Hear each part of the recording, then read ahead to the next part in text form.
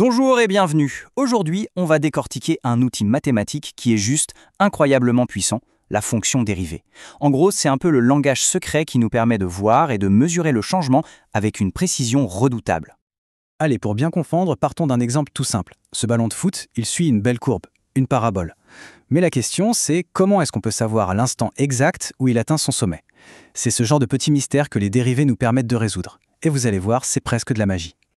Et on arrive au cœur du sujet. Sur une ligne droite, c'est facile, la pente ne change jamais. Mais sur une courbe, la pente, la raideur si on veut, elle change tout le temps, à chaque point.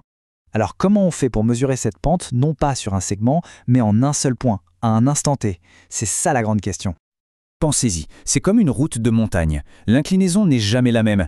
Eh bien, pour la trajectoire du ballon, c'est pareil. La pente est différente à chaque millimètre de son parcours. Alors, comment on fait pour capturer une valeur qui n'arrête pas de bouger? Et c'est là qu'arrive l'idée de génie, une astuce visuelle toute simple.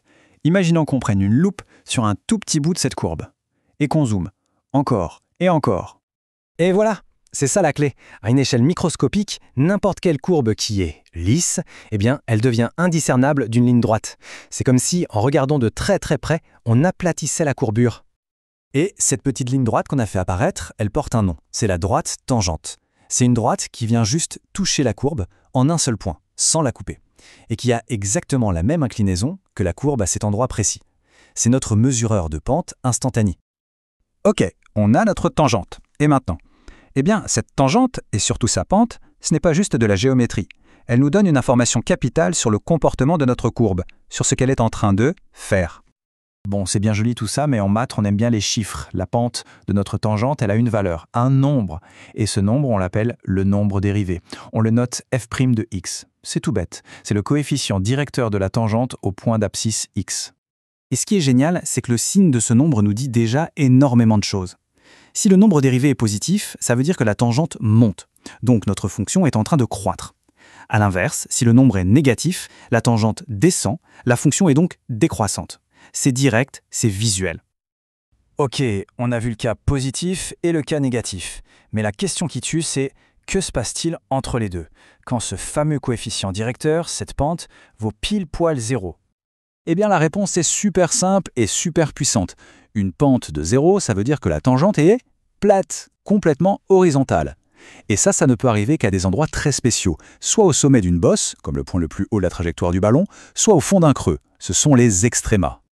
Donc, voilà le décodeur complet. Ce petit tableau, c'est la clé. Rien qu'en regardant le signe de la dérivée, on sait si la fonction monte, si elle descend ou si elle atteint un point stable, un sommet ou un creux. On peut lire le comportement de la fonction sans même la dessiner. Jusqu'ici, on a parlé de la pente en un point. Mais c'est un peu fastidieux de refaire tout le calcul pour chaque point qui nous intéresse, non? L'idée, c'est de passer à la vitesse supérieure et trouver une formule générale. Et c'est là qu'entre en scène la star du jour, la fonction dérivée.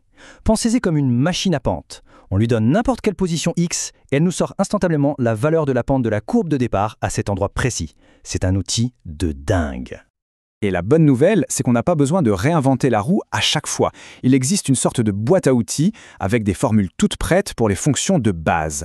Par exemple, la dérivée de x au carré, c'est toujours 2x. Ou regardez la première ligne, la dérivée d'une constante k, c'est 0. Et ça, c'est super logique. Une fonction constante, c'est une droite horizontale. Sa pente est donc 0, partout. Bon, maintenant qu'on a tous nos outils, passons aux choses sérieuses. On va mettre en place une méthode, une vraie stratégie, pour trouver les points les plus intéressants d'une courbe, ses sommets et ses creux. La stratégie est toute simple en fait.